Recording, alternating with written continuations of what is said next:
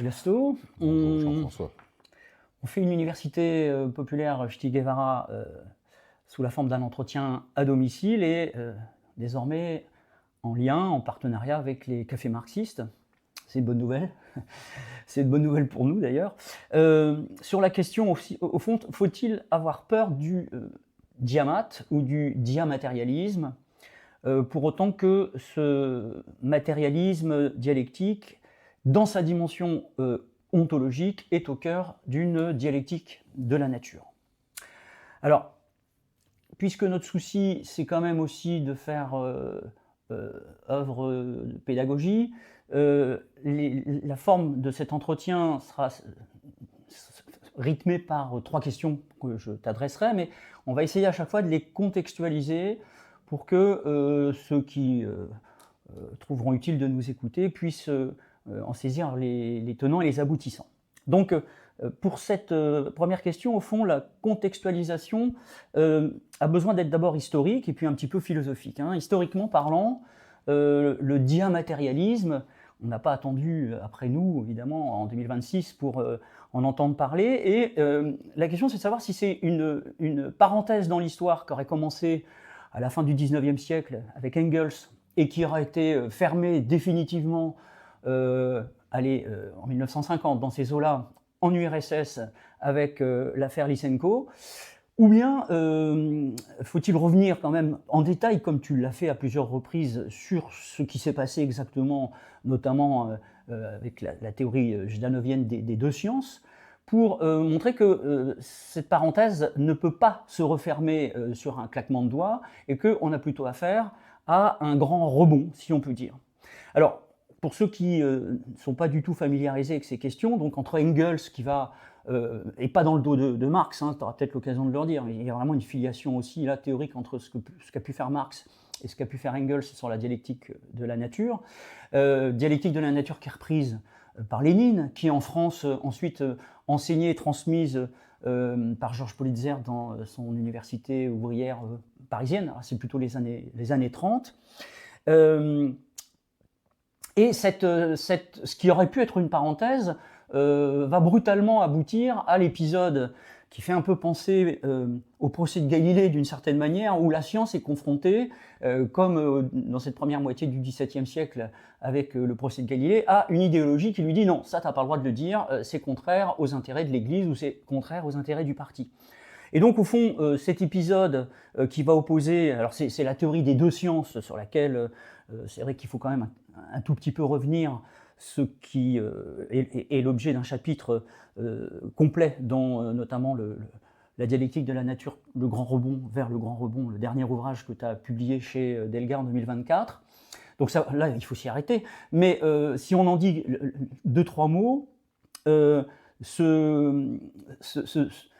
cet épisode dramatique des 2 sciences et ce procès en sorcellerie qui sera fait à Vavilov, en fait, finalement, sur un débat de savoir quelle est la part de l'inné et de l'acquis dans l'évolution du vivant, il faut déjà rappeler que l'URSS va sortir elle-même par le haut, si je puis dire, de cet épisode en réhabilitant Vavilov et en se débarrassant de cette théorie des 2 sciences. Et je terminerai tout simplement en disant que, comme Galilée, au fond, et pourtant elle tourne, l'ironie de l'histoire, c'est que c'est par la science que ce débat va être dépassé dialectiquement aux États-Unis à travers les travaux de Gould et en France à travers, par exemple, les travaux de Swing. Donc, grand rebond ou parenthèse qui serait ouverte et qui serait fermée au milieu du XXe siècle, si on se tourne vers tes publications aux éditions Delga, donc, qui sont au passage aussi responsables que toi de ce complotisme théorique, Marxisme et universalisme en 2015, le nouveau défi léniniste en 2017, le travail énorme, Lumière commune au pluriel, avec 5 tomes entre 2016 et 2018, qui correspondent à un traité de philosophie générale à la lumière du matérialisme dialectique, et puis récemment, dialectique de la nature vers un grand rebond dont on parlait à l'instant et qui est publié en 2024. Bon, donc voilà pour le repère historique un peu survolé, on s'en excuse, mais tout ça nécessite des lectures approfondies qu'on ne peut pas faire ici. Le repère théorique ou philosophique maintenant, pour comprendre ce que c'est que la dialectique de la nature, au fond, le matérialisme dialectique est une sorte de deux en un, si on peut dire, qui va fusionner, réunir deux traditions philosophiques, le matérialisme d'une part, qui renvoie à l'Antiquité et qui a une dimension ontologique dès le départ. Hein, le matérialisme nous parle de la nature et de la matière, donc là il y a une ambition ontologique avouée, et la dialectique au contraire qui elle renvoie à la sphère du discours, à la sphère de la logique et non pas des choses mêmes, qui aurait vocation finalement à exclure la logique de la contradiction, enfin cette logique de la dialectique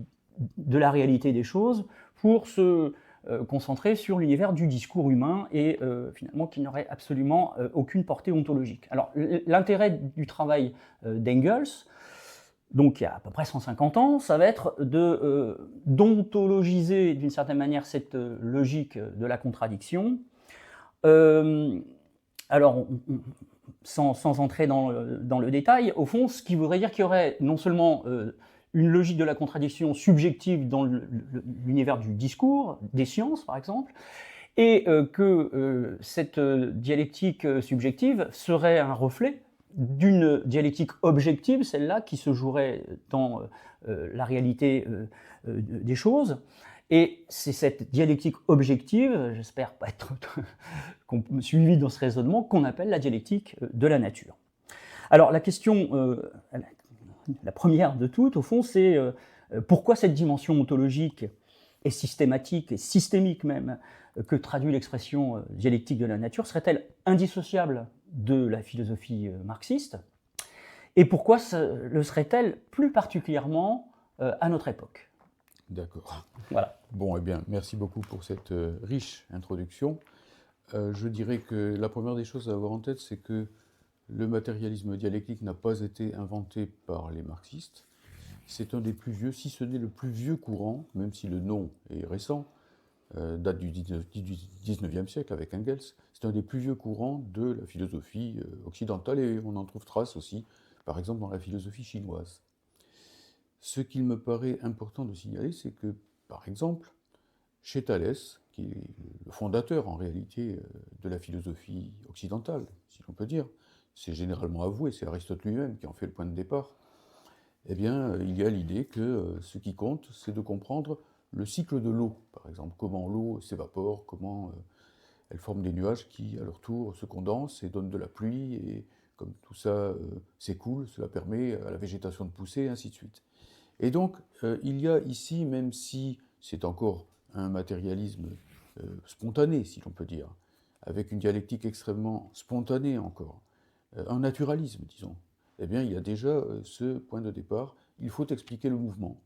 Et il faut expliquer le mouvement de la nature par lui-même, à partir de données naturelles, sans jamais sortir du cadre naturel, et donc en proscrivant la mythologie, la pensée magique, et toutes ces choses qui venaient, au fond, comment dirais-je, d'un arrière-plan extrêmement puissant dans les civilisations contemporaines. Contemporaines encore aujourd'hui, parce qu'on retrouve ces choses-là, la pensée magique est encore là aujourd'hui.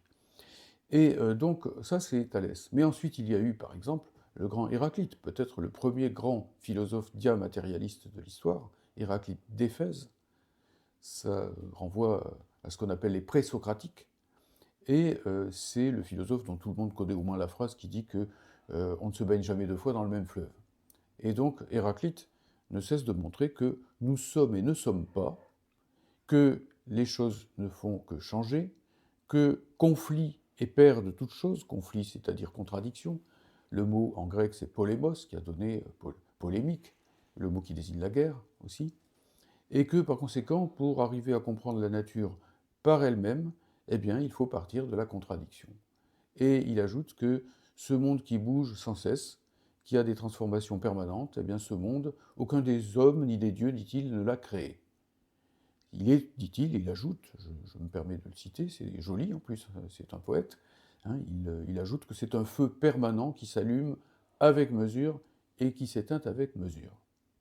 Et donc l'ambition déjà d'Héraclite, c'est de comprendre rationnellement, quoi qu'on en ait dit, et même s'il n'a pas été compris dans l'Antiquité, rationnellement, puisque c'est avec mesure, et qu'il faut trouver la même mesure au départ et la même mesure à la fin, eh bien c'est avec mesure qu'il faut comprendre les transformations des choses, c'est-à-dire, en un mot, rationnellement. Donc il y a une ambition ici qui est celle de marier la pensée logique et le mouvement lui-même avec la nature, la matière. Voilà déjà l'ambition matérialiste dialectique, ou je dis diamatérialiste pour faire plus vite, qui est posée depuis la plus haute Antiquité. Ce sont les philosophes fondateurs, en quelque sorte, du courant de la philosophie, de ce qu'on appelle la philosophie, c'est-à-dire l'ambition de chercher la vérité à travers uniquement des moyens rationnels et observationnels, disons, en se passant de la croyance, pour aller vite, hein. Voilà. Alors, tout ça, c'est donc très ancien. Et le matérialisme dialectique d'Engels, puisque c'est lui qui, au fond, invente le nom, hein, le mot qu'on trouve dans le petit essai d'Engels, le petit essai par la taille, pas par l'importance, qui s'intitule Ludwig Feuerbach et la fin de la philosophie classique allemande. Il y a un chapitre qui s'intitule Le matérialisme dialectique. Je le dis au passage, puisque j'ai vu assez souvent des gens qui se disent marxistes et qui disent que le matérialisme dialectique est une invention de Staline. Pas de chance, bon, les textes sont là, il suffit de lire. Encore faut-il lire, je dirais, bien sûr. Alors donc ça, c'est Engels qui en fait retrouve ce courant. Mais évidemment, ça ne signifie pas que Engels se contente de mettre ses pas dans ceux d'Héraclite, ou même de Thalès, évidemment, parce qu'entre-temps, il y a eu toute l'histoire de la philosophie occidentale. Entre-temps, il y a eu la dialectique avec sa naissance éléate, hein, c'est très curieux, puisque la dialectique est née sur le terrain de ses ennemis, pratiquement, c'est-à-dire les inventeurs de la métaphysique, les penseurs de la ville d'Élée, Zénon d'Élée par exemple, Parménide d'Élée, Zénon d'Élée, etc.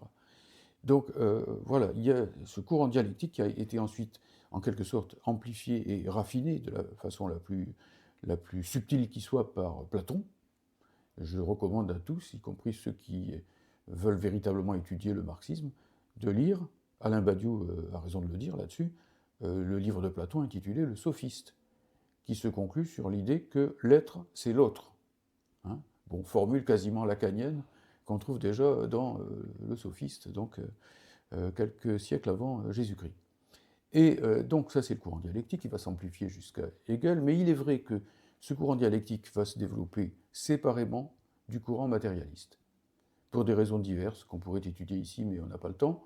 Et donc en fait ces deux courants vont en quelque sorte diverger, ce qui va faire le jeu entre eux de l'idéalisme, de la philosophie idéaliste, dominante, archi-dominante, et de notre côté, évidemment, de la pensée métaphysique, cette pensée qui cherche, par le biais du raisonnement, donc en restant sur le terrain de la philosophie, à retrouver, comme par hasard, les résultats de la foi religieuse, de la croyance, et donc à s'intéresser tout spécialement à Dieu, à l'âme, à l'au-delà, essentiellement.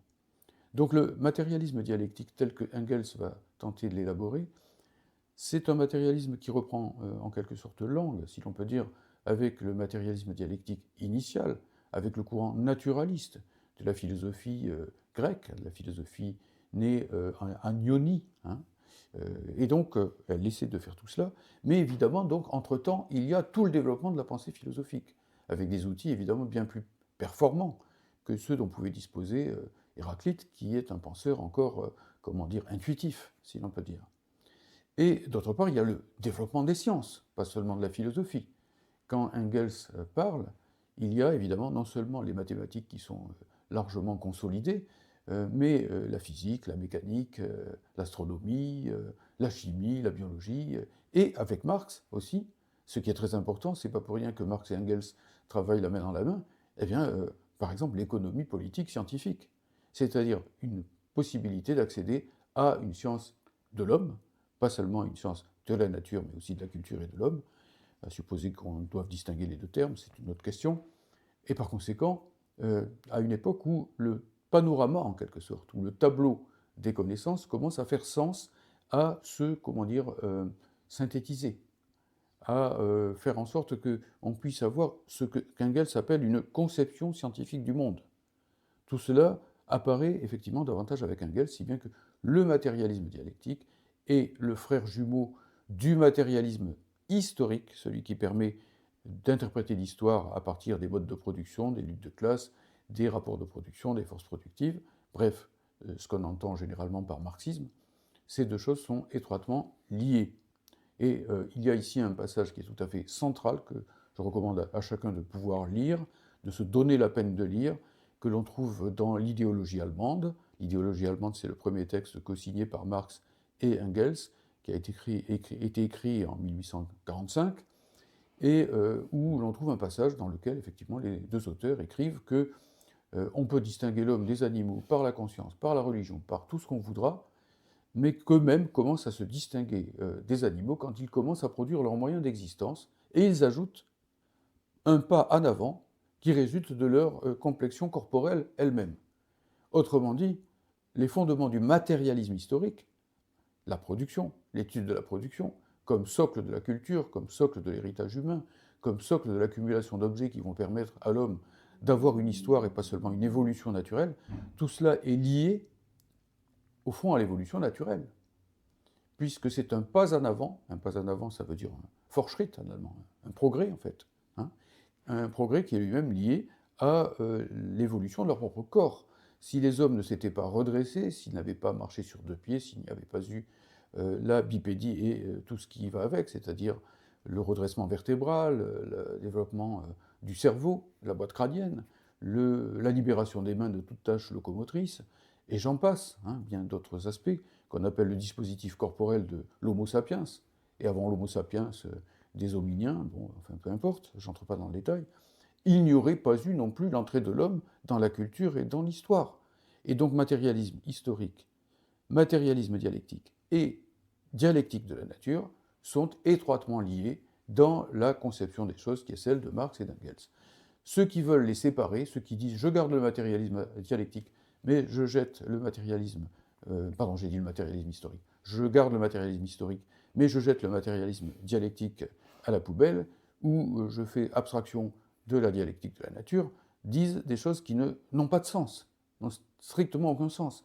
Parce qu'à ce moment-là, pourquoi être plus pour le matérialisme historique que pour l'idéalisme historique? Les fondements du matérialisme historique, c'est-à-dire le fait de se tourner prioritairement vers le mode de production pour interpréter les développements de l'histoire, ces fondements se trouvent dans la nature.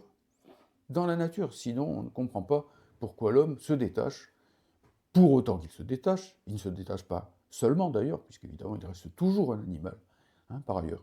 Il reste toujours dans la nature. Il n'échappe pas à l'évolution naturelle lui-même, mais il monte en quelque sorte un étage ou une strate, quelque chose comme ça. Il ajoute une strate, en tout cas, qui est effectivement celle qui est liée à la production des moyens de production, au fait qu'il produit de plus en plus des outils de plus en plus perfectionnés, qu'on se transmet de génération en génération, qui se répandent sur toute la surface de la Terre, avec des bouleversements, par exemple le passage du paléolithique au néolithique, ou des choses comme ça, qui sont évidemment des révolutions que doit étudier en priorité l'histoire, et vous voyez tout de suite que ça met du souffle quand on met des choses comme ça, et que ça permet à l'histoire de ne pas être simplement un recueil d'anecdotes, en quelque sorte.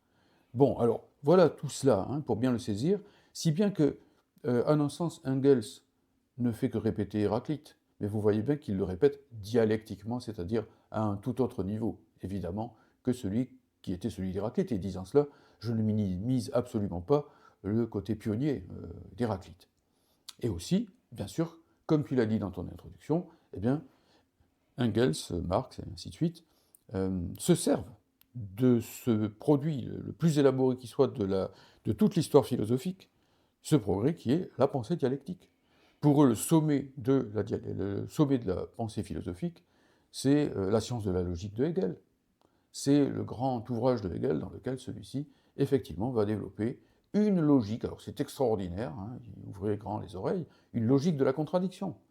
Alors que toute la logique, au départ, c'était un outil pour forclore, pour exclure la contradiction, eh bien, comment penser logiquement, bien entendu, la contradiction? Il ne s'agit pas de dire qu'une chaise est un canard ou qu'un fer à repasser est un rossignol, hein, enfin, quoi qu'il y ait des fers à repasser qui puissent être des rossignols chez les antiquaires, mais on peut dire d'une façon générale que on a cet outil élaboré par toute l'histoire de la pensée philosophique et la dialectique, Et cet outil, eh bien, il se trouve qu'il est extrêmement utile pour interpréter les modifications, les transformations matérielles. Pourquoi? Eh bien, parce que quand on veut être matérialiste, on est avec les sciences que nous voyons, et là on voit qu'on rencontre le problème des sciences, le problème épistémologique, on est confronté à une pluralité de sciences, comme l'a été Diderot au XVIIIe siècle avec D'Alembert et l'élaboration de l'encyclopédie, hein, dictionnaire raisonné des sciences et des arts. Seulement à l'époque de Diderot, la classification s'opère en quelque sorte de façon tout extérieure, puisque l'encyclopédie est un dictionnaire, et on entre dans les différentes sciences par l'ordre alphabétique. Hein. Bon, je ne dis pas qu'il n'y a que ça, hein, parce que derrière, il y a un ordre plus profond que ça et de loin.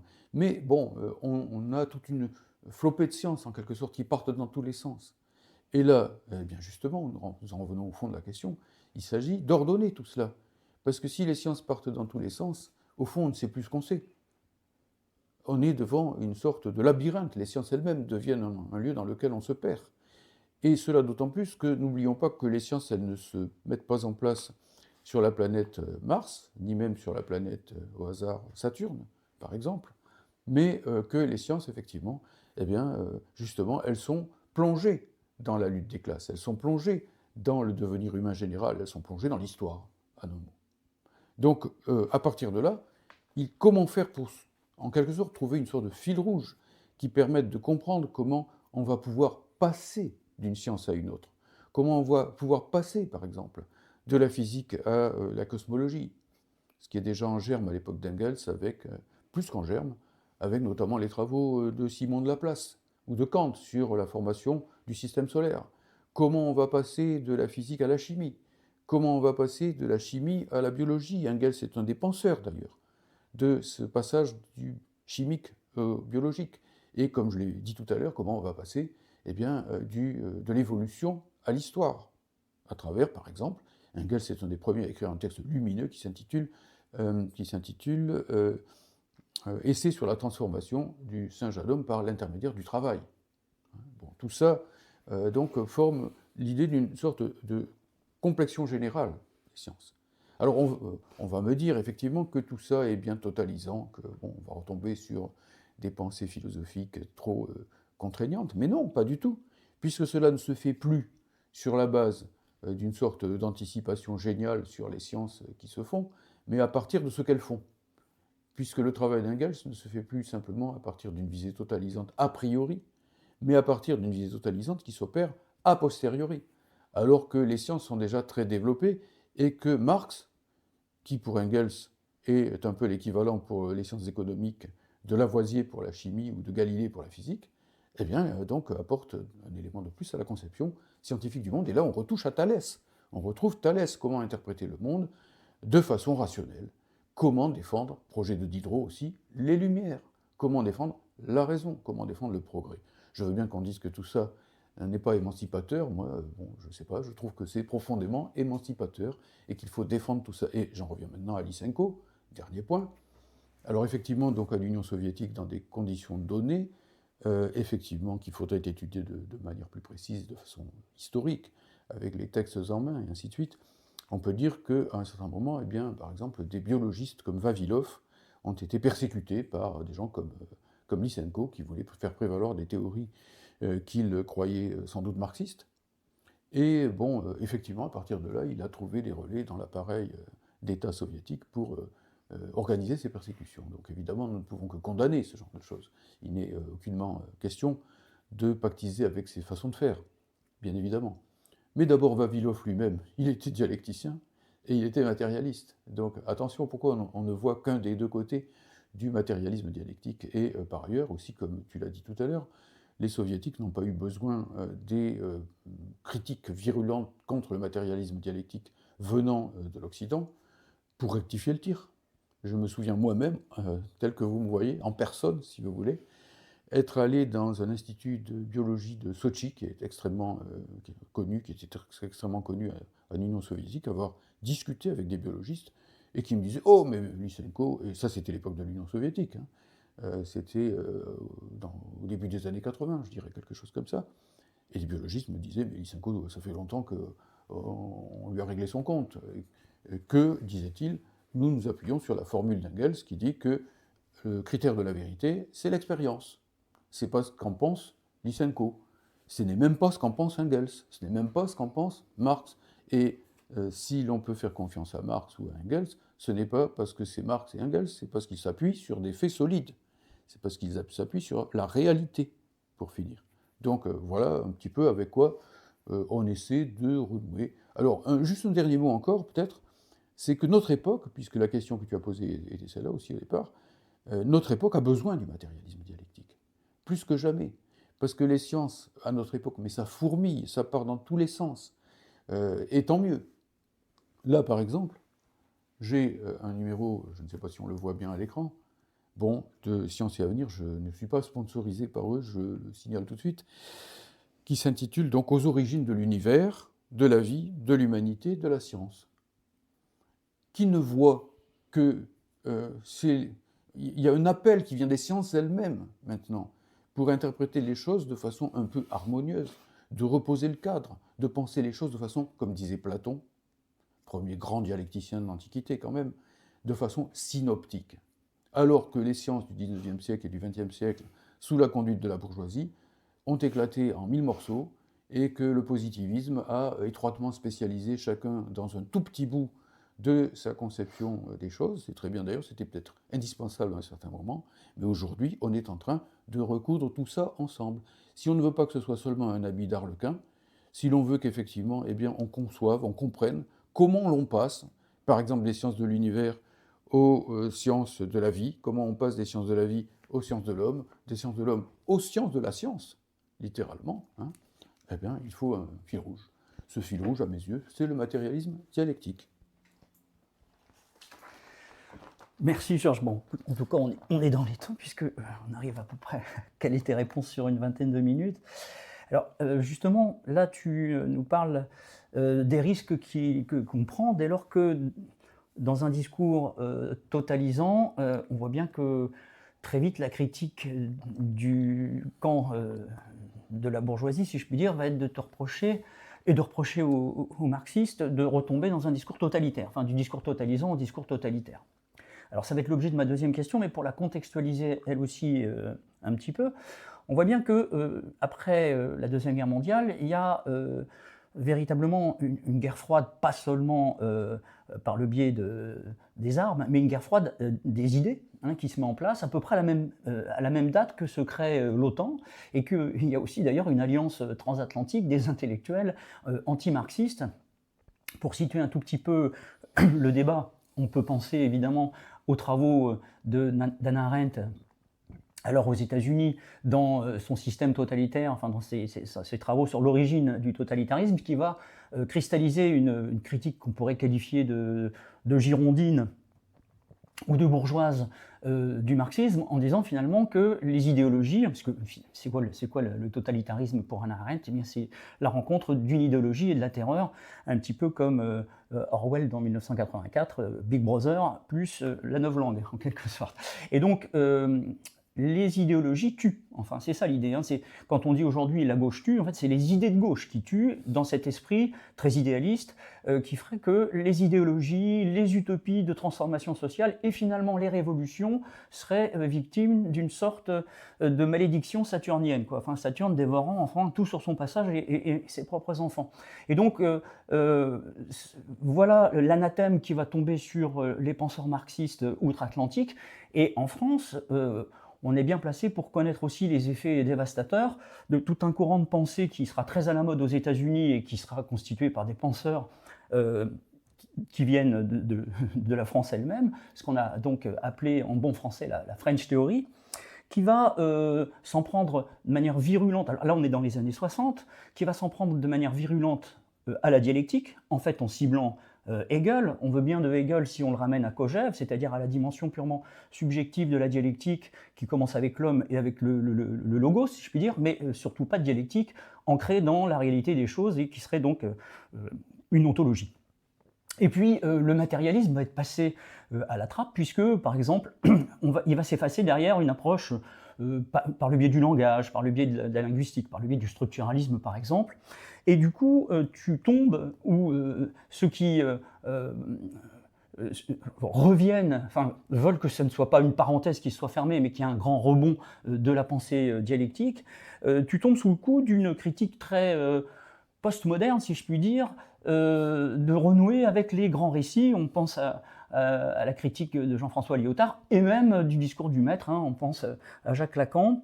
Alors, on ne peut que recommander ici la lecture d'un ouvrage excellent, paru aussi aux éditions d'Elga, sur la French Theory, qui s'appelle Requiem pour la French Theory, avec deux philosophes éminents, hein. L'un est français, l'autre est américain, Monville d'un côté et Rockhill de l'autre, Gabriel, je crois, hein, Gabriel Rockhill, et qui vont de manière très documentée voir que ce n'est pas un fantasme, il y a vraiment une contre-offensive.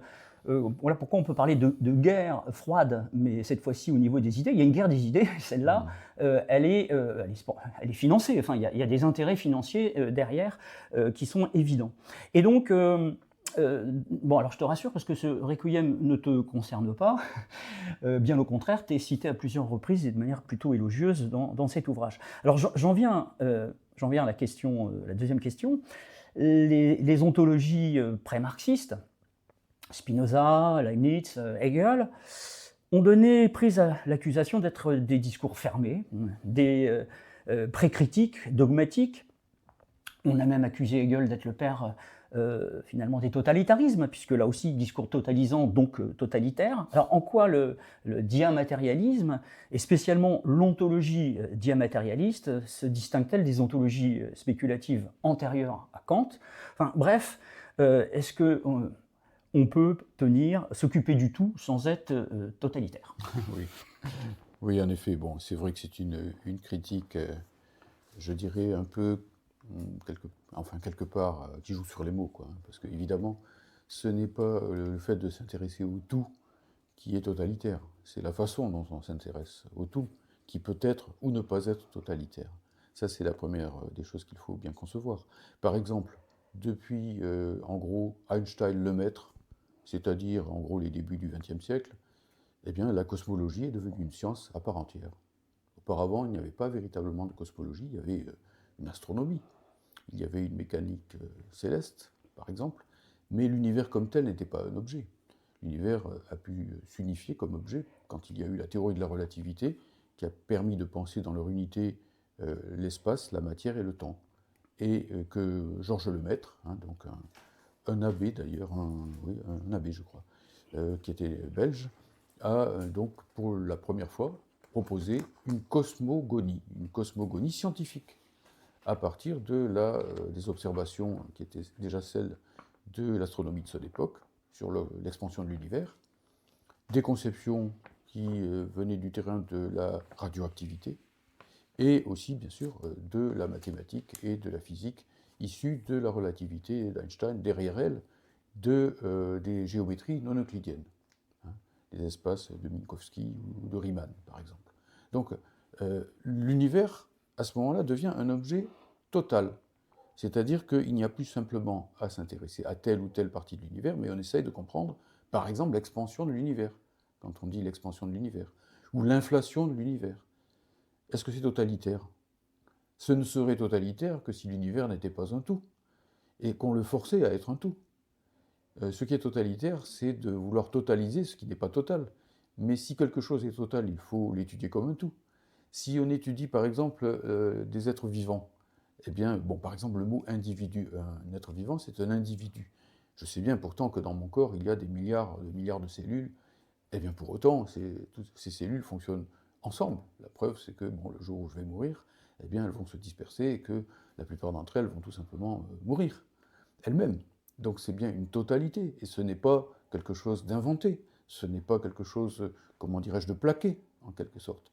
Donc le problème de fond, c'est de savoir si on s'intéresse à une totalité objective ou pas, si c'est une idée de subjectivité, une idée de totalité qui est purement et simplement forgée par l'esprit et projetée sur les choses, ou si réellement donc il y a une totalité réellement existante. Quand je dis ça, je provoque quelque part les kantiens, parce que, bon, dans la critique de la raison pure, Kant, qui donc est le père, comme on le sait, des trois grandes critiques, de la raison pure, de la raison pratique et du jugement. Kant nous explique que, par exemple, eh bien, l'univers, c'est une idée de la raison pure, une idée régulatrice. Il faut tendre à étudier l'univers. Mais que ça ne peut pas être un objet empirique, qu'il ne peut pas y avoir d'expérience de l'univers, ne serait-ce que parce qu'on est dedans, et ainsi de suite. Oui, eh bien, il faudra expliquer ça aux cosmogonistes, il faudra expliquer ça aux cosmologistes actuels. On parlait tout à l'heure de Zhdanov ou de Lysenko qui voulaient enclore la science dans des formules toutes faites, fussent-elles marxistes. Mais il ne faut pas non plus enclore la science dans des formules toutes faites, fussent-elles kantiennes, par exemple, ou fussent-elles issues d'Auguste Comte, que j'ai un petit peu étudié aussi lorsque j'étais étudiant. Tous ces gens-là ont dit des choses fort intéressantes, mais attention, la théorie de l'expérience scientifique ne doit pas remplacer l'expérience scientifique elle-même, qui est la mesure des théories de l'expérience scientifique, et non pas le contraire. Et non pas le contraire.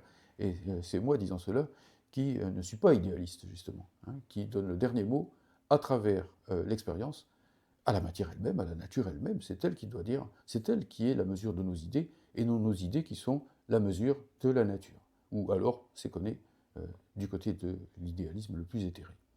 Et donc, en fait, est-ce que quand on va parler de matérialisme dialectique ou de conception scientifique de la nature, par exemple, on va être exagérément totalisant et donc exagérément totalitaire? Je crois que non. D'abord, je l'ai dit tout à l'heure, parce que les différentes sciences aujourd'hui tendent à faire système, elles tendent à se rejoindre. Vous avez aujourd'hui des dizaines de milliers, des centaines de milliers en fait, de chercheurs dans les domaines les plus divers. Et donc, forcément, quand bien même ils ne le voudraient pas, tous ces chercheurs, ils vont forcément travailler sur les interstices qu'il y a entre les différentes sciences. Ils vont forcément travailler sur les interstices qu'il y a entre, par exemple, la science cosmogonique ou cosmologique et la chimie. Et ils vont, par exemple, s'apercevoir que le tableau périodique des éléments de Mendeleïev, hein, qui est dans toutes les bonnes classes de chimie, c'est pas simplement un tableau statique, que tous les éléments ne sont pas donnés en même temps, mais qu'ils apparaissent successivement, car il a fallu des générations d'étoiles et de supernovas pour forger ces éléments de plus en plus complexes, et pour passer de l'atome d'hydrogène, qui est le plus simple, aux atomes et aux isotopes, etc. Enfin, de l'uranium, par exemple. Bon, donc, voilà, en quelque sorte, le tableau, le canevas des différentes sciences, c'est comme un puzzle dont les pièces, les unes après les autres, se rapprochent, entrent en contact directement les unes avec les autres, quand bien même il n'y aurait personne pour faire le puzzle, si l'on peut dire. Parce que tout simplement, la nature a une continuité. Et que s'il y avait des univers totalement étrangers les uns aux autres dans l'univers, ça ne serait pas l'univers, justement, à ce moment-là. Hein, s'il y a univers, c'est bien qu'il y a une continuité, si faible soit-elle. Peut-être qu'elle est extrêmement ténue, peut-être même qu'un jour ou l'autre, l'expansion de l'univers s'accélérant, qui sait, elle sera perdue, je n'en sais rien. Mais en tout cas, pour l'instant, tant qu'univers il y a, eh bien, il faut chercher les contacts entre les différentes parties de l'univers, comme dans le domaine de la société. Il faut tenter aussi de faire la même chose. Alors ensuite, évidemment, ça dépend totalement de ce qu'on en fait. Et notamment, par exemple, il y a la question de la critique.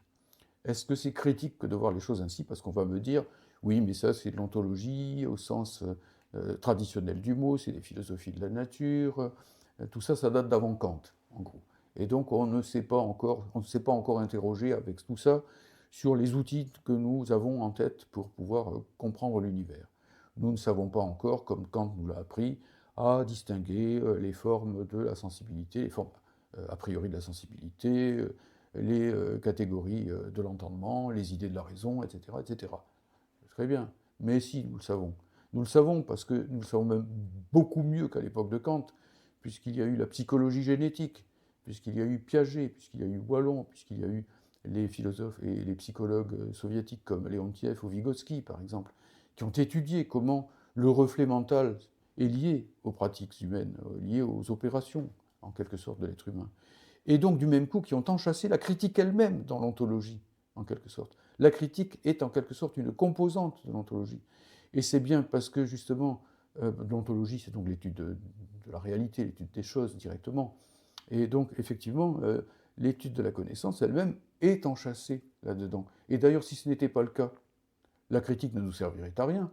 Parce que nous servirait-il d'avoir dans notre tête toute une série d'outils, disons, disposés pour la connaissance, si rien ne nous indique que cela cadre avec l'être même des choses.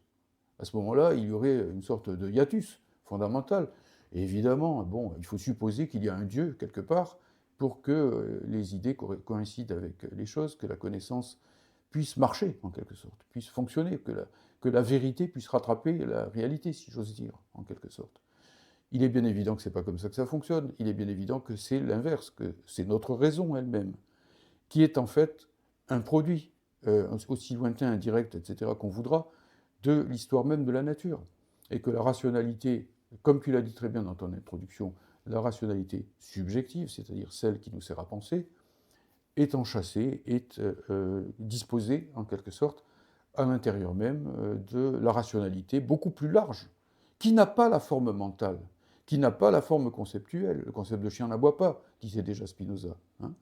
Mais elle est là, bien sûr. Les choses, quand on dit que 2 et 2 font 4, si quand on prenait 2 pommes et qu'on ajoutait 2 pommes, ça ne faisait pas 4 pommes, ça ne nous servait à rien de le penser. Les mathématiques seraient toujours valides, mais elles seraient valides comme le jeu d'échecs, ou comme le bridge. Elles ne nous permettraient pas d'interpréter la nature. Il faut donc bien saisir ceci. Et donc, un peu de critique éloigne de l'ontologie, mais beaucoup de critique en rapproche, à condition que ce soit une ontologie matérialiste.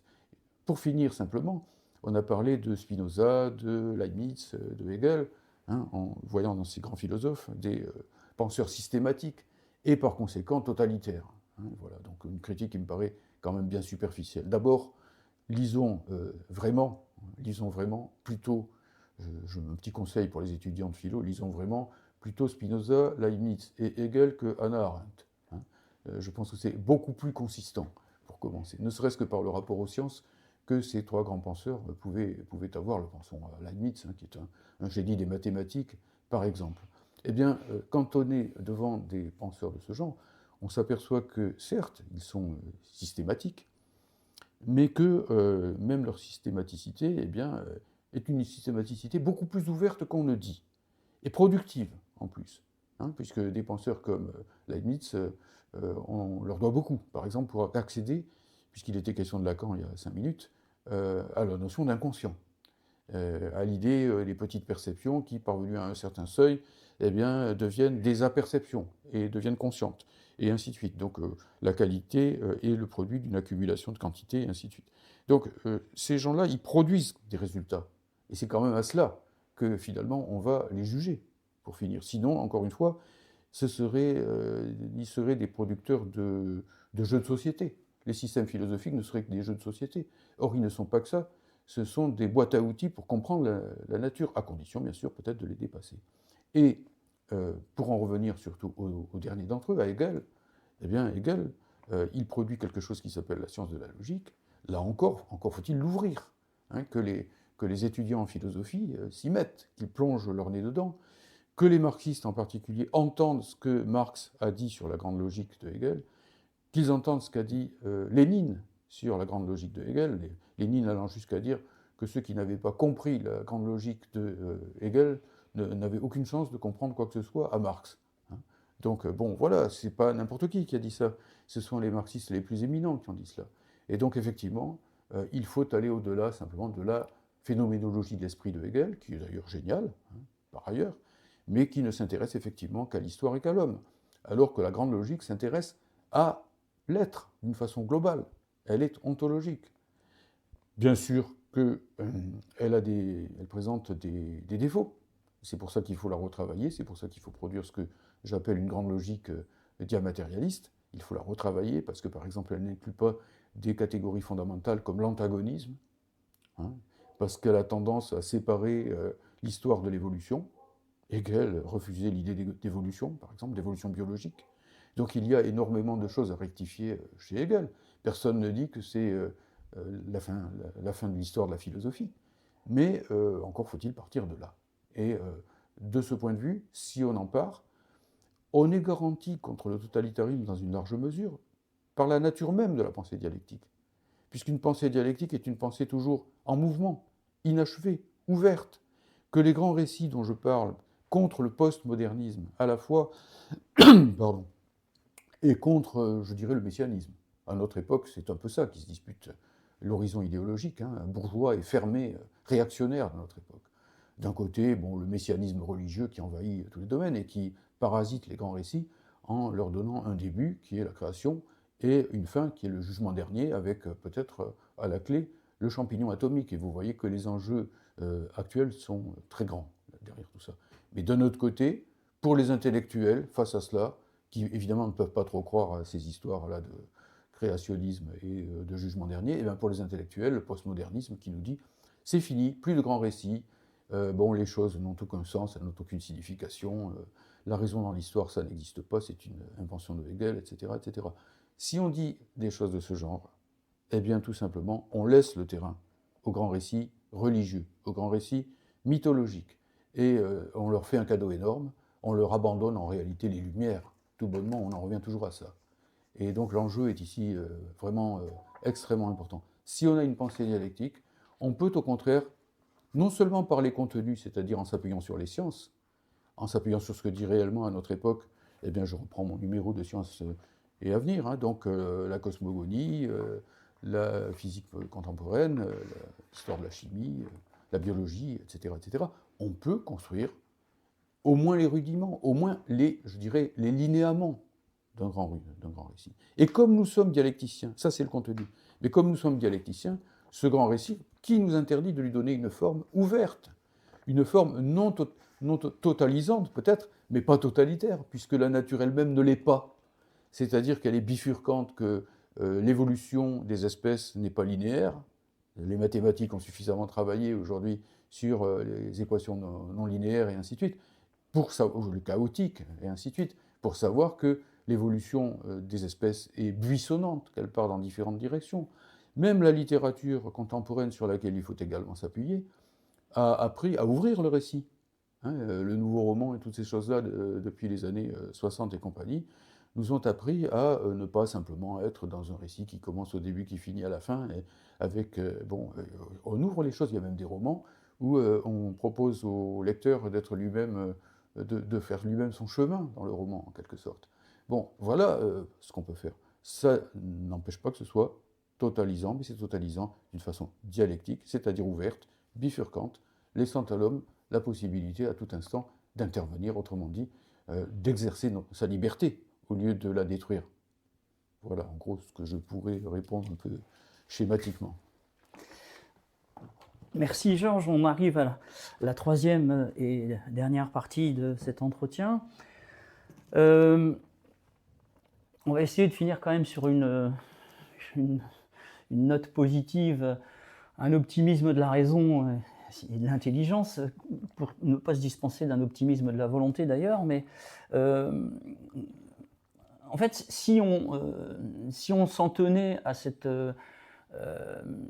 parenthèse de l'histoire qui nous interdirait évidemment tout retour à cette dialectique de la nature, on arrive à une division du travail qui n'est absolument pas satisfaisante, puisque dans cette division du travail, la philosophie et la philosophie marxiste est cantonnée dans une théorie de la connaissance gnoséologique. La science, elle est privée d'un accès à la réalité et elle est sommée en quelque sorte de se contenter de fabriquer des modèles en ajoutant aussitôt qu'on ne sait absolument pas si ce modèle a un quelconque rapport avec la réalité des choses. Et puis l'ontologie, finalement, resterait le précaré d'une philosophie tournée vers le langage, un peu mystérieuse et un petit peu irrationaliste, enfin, dans la mouvance de penseurs heideggeriens. Alors, comme l'objectif, quand même, c'est de mettre les gens qui écouteront cette vidéo en rapport avec des textes que tu as pu écrire, je propose ici de lire un premier extrait, très bref hein, bien sûr, mais tiré du tome 1 de Lumière commune, donc un travail de fond là, qui t'a pris plusieurs années et qui acte cette division du travail dont on ne peut pas se satisfaire et qui dit ceci. Hein, on est donc dans l'appendice là sur retour sur le concept ontologique de matière. Tétanisé à l'idée que l'on puisse l'assimiler au diamate jdanovien, donc Jdanov dont on parlait tout à l'heure, une certaine tradition marxiste postérieure au 20e congrès du PCUS a décidé de réduire la voilure en rabattant la philosophie sur le seul terrain de la théorie de la connaissance, bref, ce qu'on pourrait appeler la gnoséologie.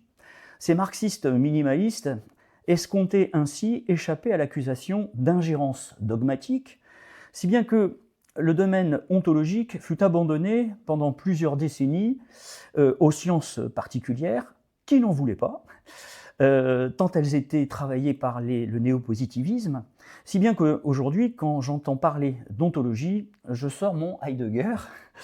L'ontologie est redevenue en plein XXIe siècle, au moment où le tableau scientifique du monde se précise, se densifie et se complexifie chaque jour, le monopole des philosophes irrationalistes.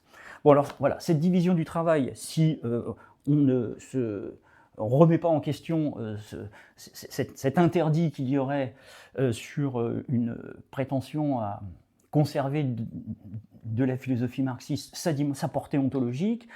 Alors, puisqu'on a évoqué, avant de poser la dernière question, puisqu'on a évoqué quand même Lucien Sève, il faut lui rendre le mérite d'un travail de fond qu'il a pu élaborer. Alors, on est à la fin du XXe siècle. Il publie en 1998 à la Dispute un travail de fond où il va faire dialoguer des scientifiques de premier rang comme Atlan ou comme Cohen-Tanuji sur l'hypothèse même d'une dialectique de la nature. Il y a des débats de fond que tu as pu avoir avec lui, y compris d'ailleurs en le fréquentant, puisqu'on a eu l'honneur tous les deux de le connaître et de le rencontrer à plusieurs reprises. Mais dans ton dernier ouvrage Dialectique de la nature vers un grand rebond, qui finalement permet une entrée dans tout le travail que tu as pu élaborer depuis maintenant une bonne une quinzaine d'années, qui permet finalement peut-être d'entrer plus facilement dans tes travaux que de commencer par les 5 tomes de Lumière commune, qui sont évidemment incontournables, mais qui sont quand même d'une approche et d'une lecture un petit peu plus exigeante. Dans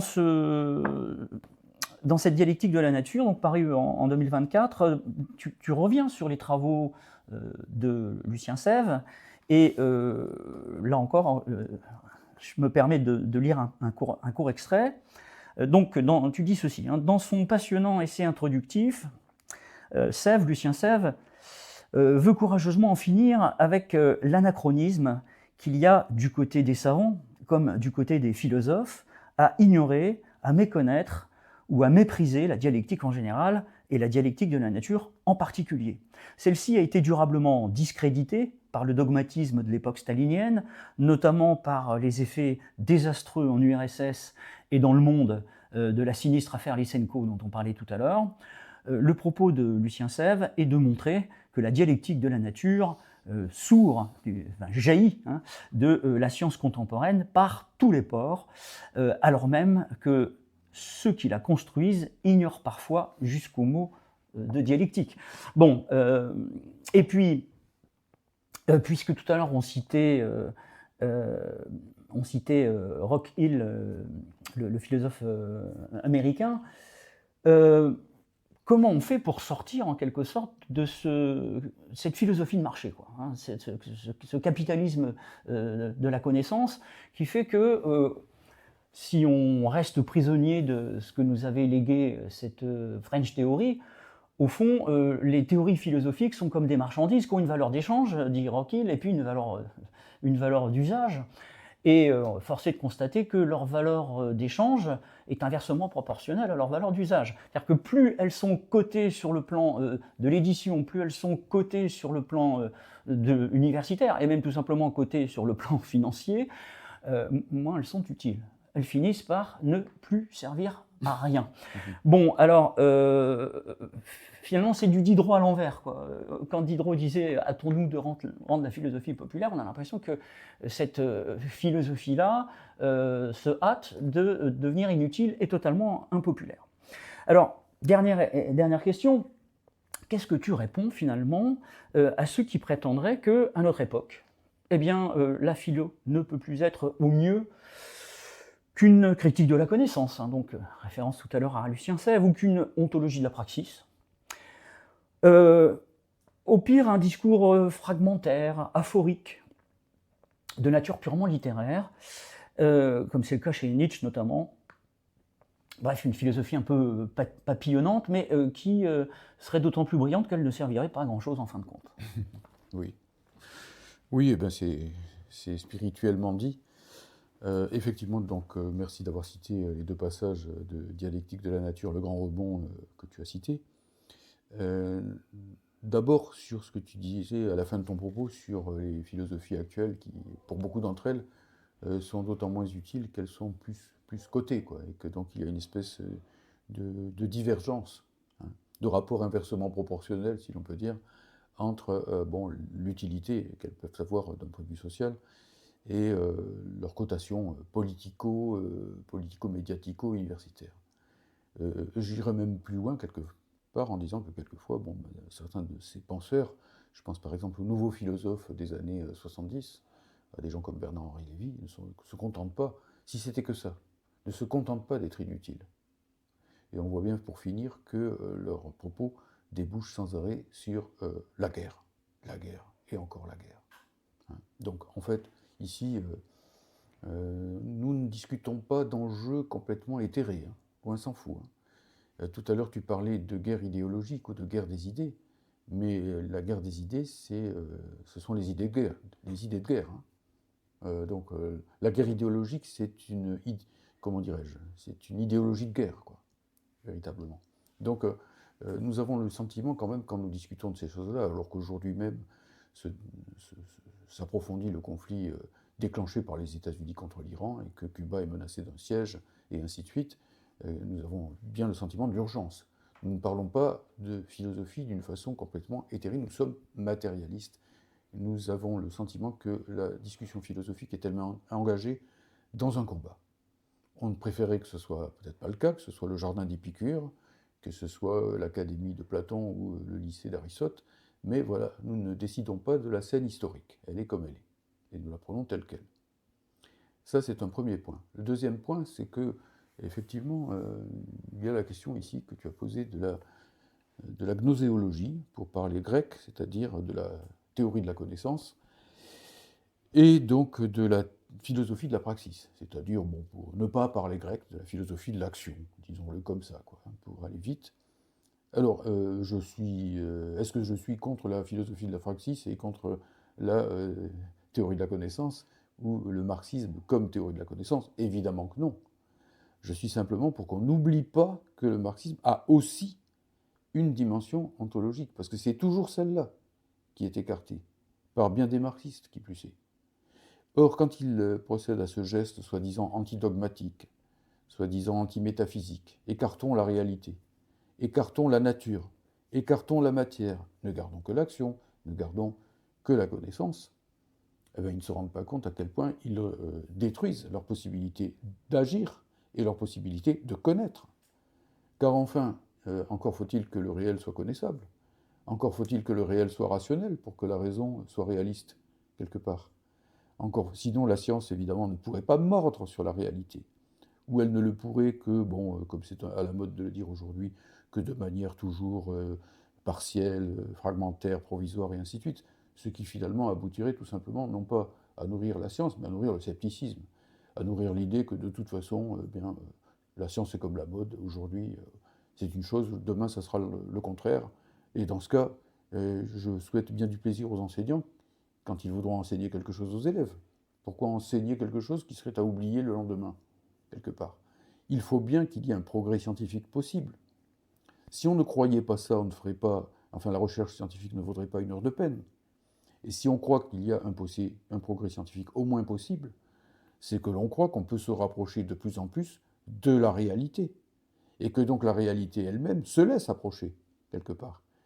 Hein, et donc, bon, on n'est pas comme Einstein qui disait le plus incompréhensible, c'est que le monde soit compréhensible.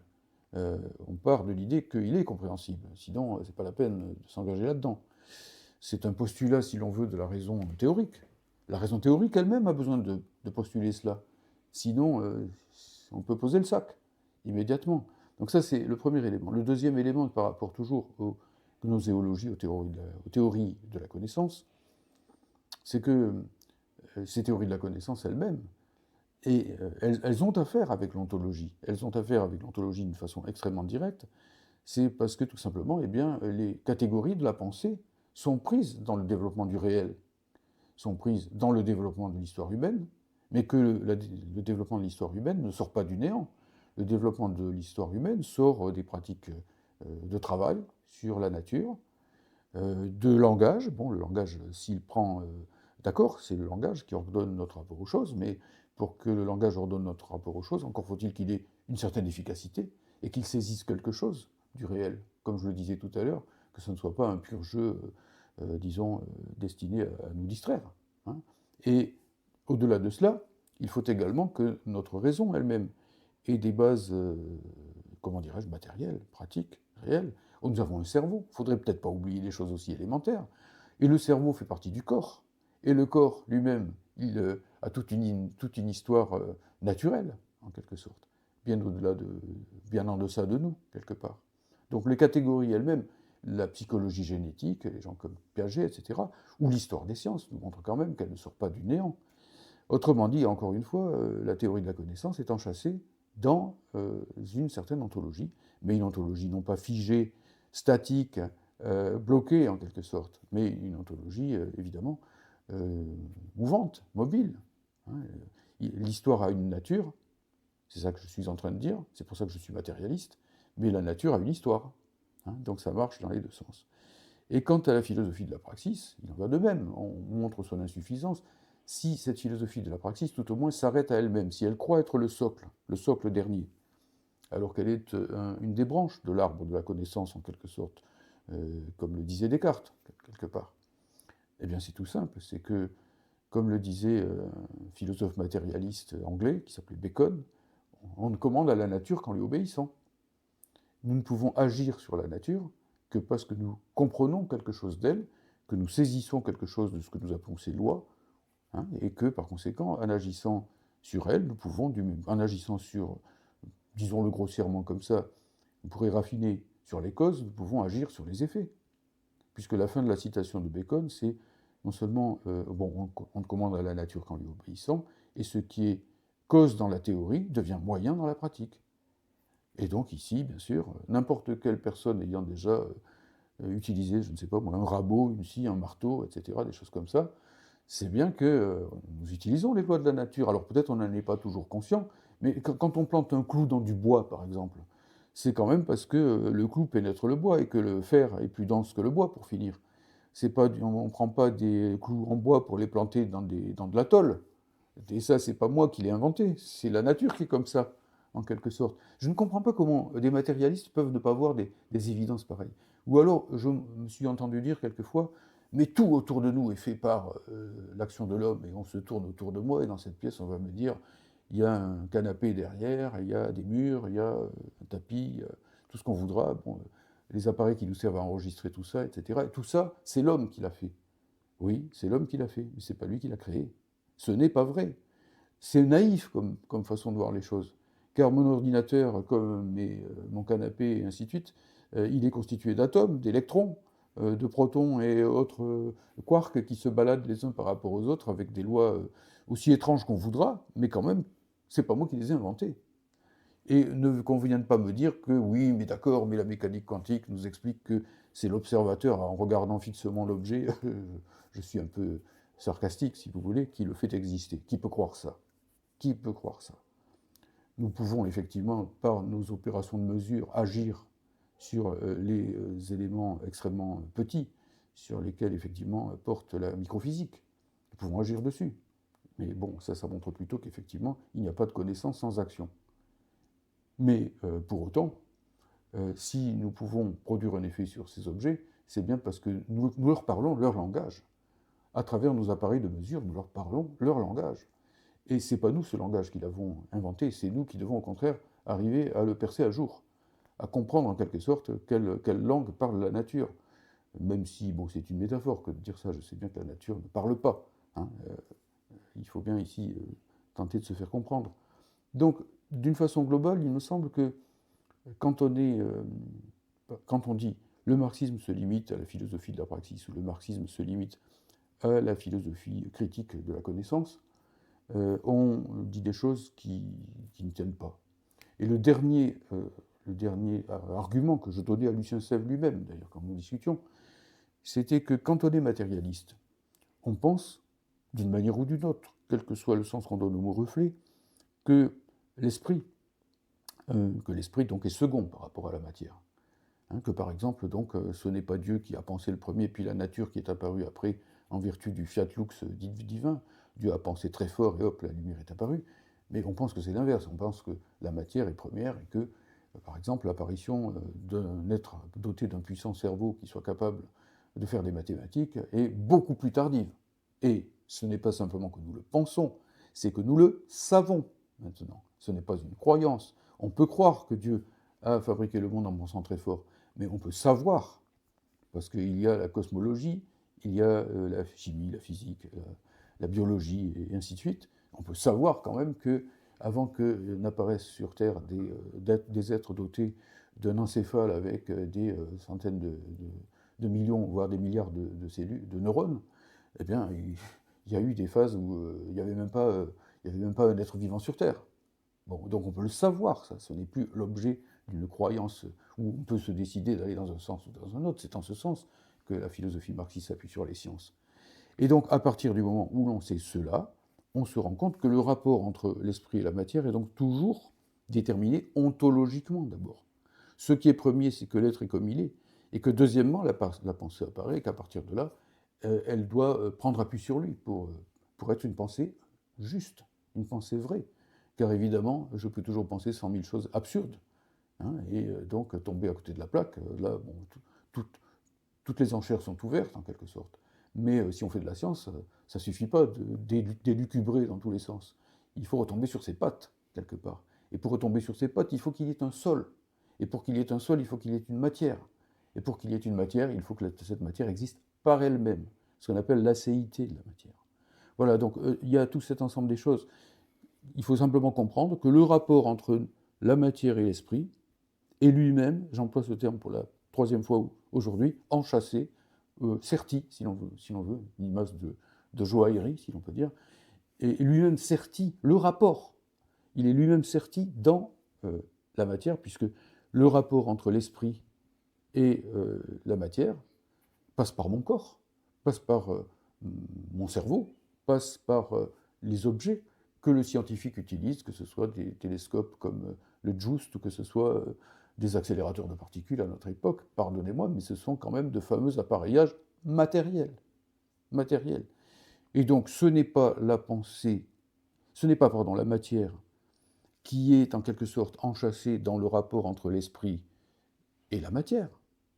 Mais il y a d'abord la matière, quand bien même il n'y aurait pas la pensée, et après, il y a le rapport entre la matière et l'esprit, qui est lui-même un aspect du développement de la matière.